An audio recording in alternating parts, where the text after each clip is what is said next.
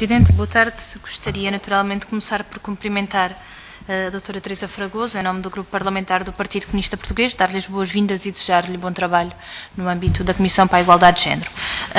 De facto, é importante ouvi-la hoje aqui, no momento em que a situação e a condição das mulheres se degrada todos os dias e, de facto, compreendemos que esta Comissão tem um papel fundamental no combate às discriminações contra as mulheres e no reforço dos seus direitos, ainda que esta Comissão tenha perdido alguma centralidade no que concerne a estas questões, desde que passou a ser a Comissão para a Igualdade de Género e não apenas trate das questões dos direitos das mulheres, como já aconteceu noutro momento. Sobre as questões mais concretas do trabalho da SIG com outras ONGs, eu gostaria de lhe colocar algumas questões. Se confirma ou não o atraso sistemático no pagamento de projetos financiados ao abrigo do eixo 7 do POPH, porque de facto isto a confirmar-se qual seria a justificação, se é que existe, porque de facto isto tem um impacto negativo do ponto de vista da capacidade destas organizações de poderem candidatar a outros projetos e também no desenvolvimento da sua atividade. Ainda relativa a esta questão, gostaria de lhe pedir uma confirmação ou não de que a SIG terá recorrido desde há pouco tempo à subcontratação de uma empresa para tratar da análise dos projetos a candidatarem-se ao âmbito do eixo 7 do POPH, quando poderia ou não ter recursos próprios para determinar esta análise. Era também uma questão que lhe gostaria de deixar. Esta semana o PCP, e é já outra questão, esta semana o PCP entregou na Assembleia da República duas questões dirigidas ao Governo sobre a situação da Rede Execo, que é aquela associação juvenil que tem um trabalho muito meritório de combate às discriminações homofóbicas e, portanto, um trabalho dirigido sobretudo para o público-alvo das escolas. Esta associação tem um projeto, e ainda bem, que é financiado pela SIG. De facto, não teve esse entendimento do Ministério da Educação.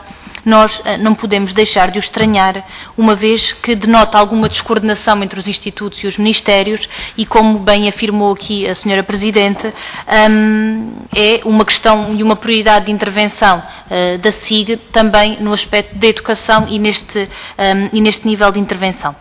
E, aliás, mais estranhamos nós esta matéria quando no próprio 4º Plano Nacional para a Igualdade está prevista uma medida de combate em concreto que diz respeito às discriminações com base na orientação sexual dirigida às escolas. E, portanto, se pudesse também dar-nos alguma informação sobre isto, creio que poderia ser importante.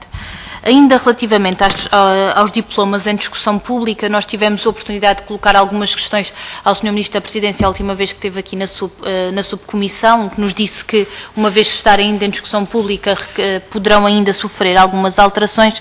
No entanto, eu gostaria de lhe deixar aqui algumas notas da opinião do PCP no que diz respeito ao Conselho Consultivo da SIG e à alteração dos critérios de representação das associações de mulheres. Nós entendemos que é importante manter a própria autonomia das associações de mulheres no que diz respeito à nomeação das suas representantes e, portanto, entendemos como negativo a personalização desta representação, bem como o facto deste diploma determinar as características que as conselheiras e conselheiros para a igualdade deverão ter.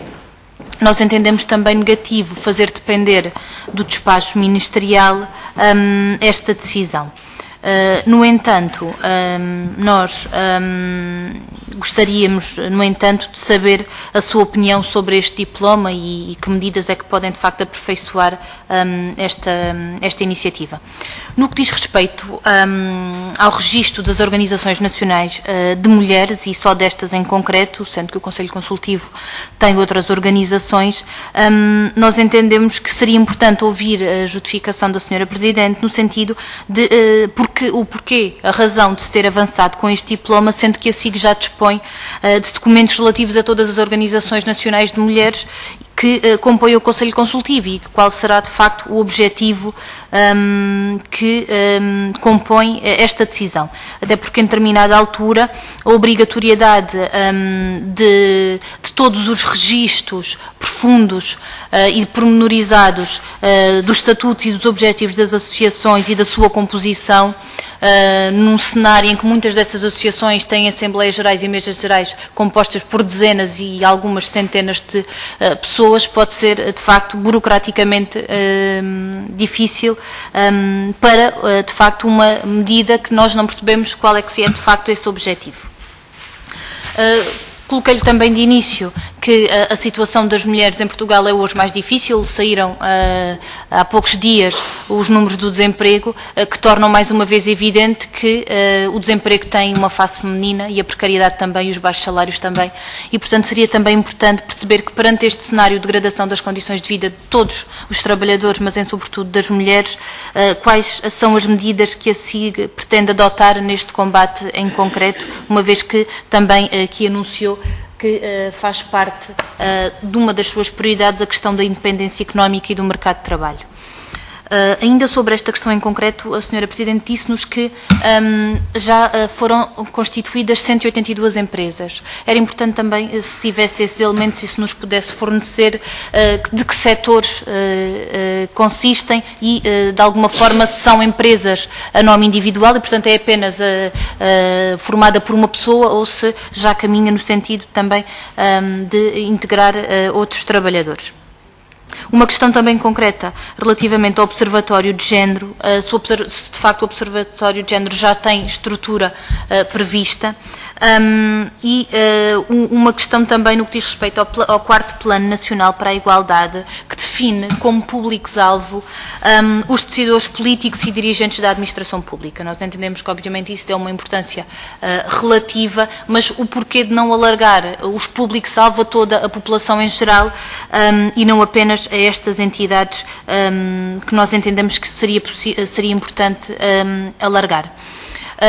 A questão que já foi aqui colocada... Sra. Deputada, pode repetir a última pergunta, por favor? Sim, porque a razão do 4º Plano Nacional para a Igualdade definir como públicos-alvo os decisores políticos e dirigentes da administração pública. Creio que são estas as expressões que constam do 4º Plano Nacional de Igualdades e não apenas, e não ao público em geral, às ONGs e a outros, como se refere, aliás, no sítio da internet que apresenta o 4º Plano. O sítio da internet faz referência não apenas aos decisores políticos e outros dirigentes da administração pública, mas depois, de facto, no 4º Plano, creio que só faz referência a estes dois elementos.